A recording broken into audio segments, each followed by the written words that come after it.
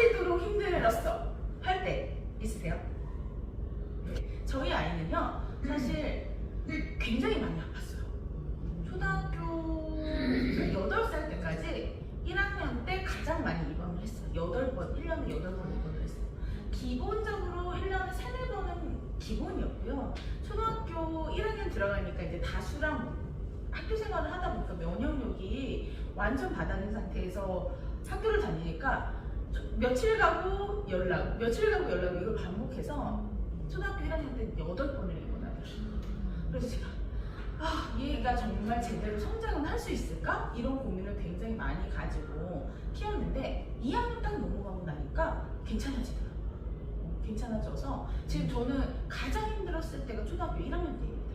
또 하나 힘들었을 때는 아이 때문은 아니에요. 남편 때문이에요. 저희 남편이 그렇게 일중독이에요. 일중독이다 보니까 회사를 나가면 집에 안 들어와요.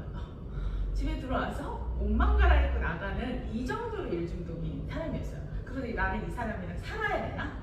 막 이런 고민까지 갈 정도의 그런 시기가 있었어요. 남편들은 네, 남의 편이어서 네, 저도 이런 경험이 있습니다. 놀이터에서 나도 아빠랑 놀고 싶어 얘가 그러는 거예요. 딱 눌러서 아빠가 있는데 아빠가 없는 애를 내가 키우고 내가 홀 어머니로 아이를 낳는구나를 저도 느낀 적이 있어서 너무 공감돼요.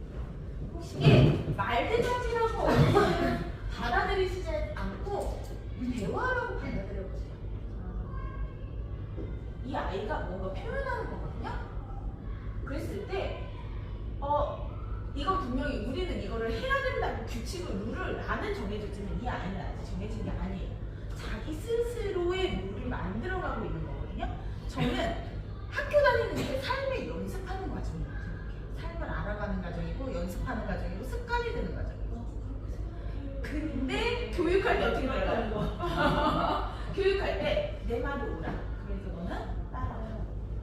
너가 따라와야 나만 믿고 따라오면 너는 잘 클 거야. 근데 이거 내 인생 아니잖아요. 누구 인생이야? 아이가 정해야 돼요. 아이가 정할 수 있도록 우리는 조언을 해줘야 돼요. 근데 강요를 하는 거죠. 말대답이 나쁜 거는 아니에요. 대화하는 방식을 좀 정하시면 조금 수월해지실 수 있을 것 같아요. 자, 자아가 커져서 말대답이 나오는 거니까 이거 같이 넘어갈게요. 독박, 남편 이야기를 했지만 사실 나오는 이야기는 다 독박물가였어요. 나 혼자 모든 것을 다 감당해야 하고 외로움을 아이가 느끼는 것 같고 사실 이 부분에 대해서는 여러 가지 방법적인 부분들이 전공이 되면 좋을 것 같아요. 저희 같은 경우에는요 매일 아이가 카톡으로 장문의 편지를 쓰게 했어요. 아빠한테 하고 싶은 말. 나는 오늘 어떻게 지냈고 어떤 걸 먹었고 어떻게 놀았어. 그리고 나는 아빠에 대해서 어떻게 생각하고 있어를 좀 일찍인 나이서부터 쓰라고 이렇게 아빠한테 보내 라고 얘기를 했어요. 아빠가 바쁘니까 전화 통화도 제대로 못하고 이러니까 그냥 카톡을 보내. 그럼 아빠가 그걸 보고 느끼는 거죠. 나 어떻게 해야 되지? 1년 걸렸어요. 다시 변하는데 1년 걸렸어요.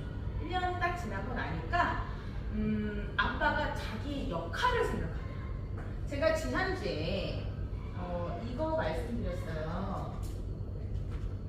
삶의 균형. 아빠도 삶의 균형이 필요하고 아이도 삶의 균형이 필요하고 나도 삶의 균형이 필요해요. 그런데 나는 어느 정도 맞춰가고 있는 것 같아요. 아이는 내가 맞춰주려고 노력을 하고 있어요. 아빠는 네, 무너져 있죠. 일종으로 무너져 있는 거죠. 그러면 아빠 또한 이걸 어떻게 맞춰줘야 할지를 고민을 좀 해보시는 것도 좋을 것 같아요. 처음은 쉽지 않습니다. 아빠가 그걸 자각하는 데까지 좀 시간이 걸리기는 해요. 자, 그리고 제가 말씀드리는 모두가 정답은 아니고 저는 이제 이렇게 해결을 하면 어떻게 이렇게 한번 생각해 보셨으면 좋겠어요 하고 제안을 드리는 부분입니다. 그리고 이제 사춘기. 여자아이들일수록 말을 안 예쁘게 합니다. 그 과정이에요. 네, 여자일수록 엄마가 아픈 걸 알아요. 어디를 찔러야 아픈 걸 알아요. 아픈 데를 더 찌릅니다. 여자아이들이 더 빨라요. 남자아이들은 좀 큰일 해요. 중학교, 고등학교 가서 해요. 여자아이들은요 좀 일찍 와요. 근데 엄마를 이해하는 것도 빨리 와요.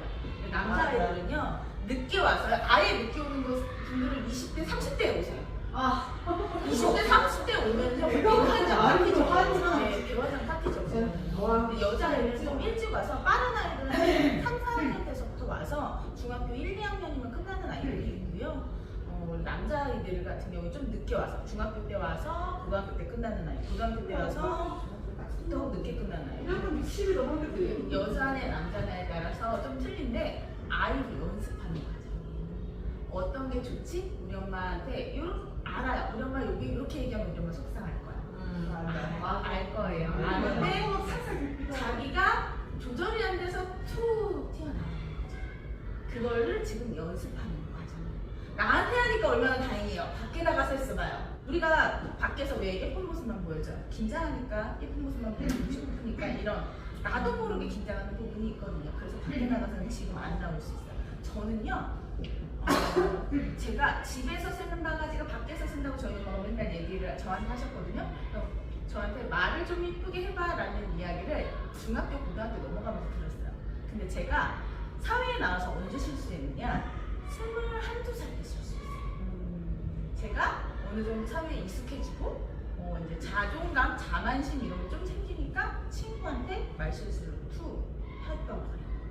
한 번이었어요, 한 번. 근데 그 친구가 저희 동창 모임에 못 나오는 상황이 됐어요. 그 실수를 덮어줄 줄 알았어야 되는데 저는 그 실수를 그냥 이야기하는 게 맞다라고 생각을 해서 이야기를 했는데 이 친구가 아예 그렇게 못 나오는 상황이 되면서 내가 실수했구나. 저는 그때 깨달았어요. 그러니까 아이들도요, 지금 연습하는 과정이고 실수를 반복해서 할 거예요. 근데 저는 저한테 하는 게 감사해요. 친구한테 가서 해봐요. 문제가 되죠. 밖에 나가서 해봐요. 네, 더 큰 문제가 돼요. 그래서 아이 키우는 게 사실 쉽지는 않아요. 정말 이 문제, 저 문제가 없는 집이 없죠. 근데 그 문제를 내가 어떻게 바라보느냐에 따라서 나의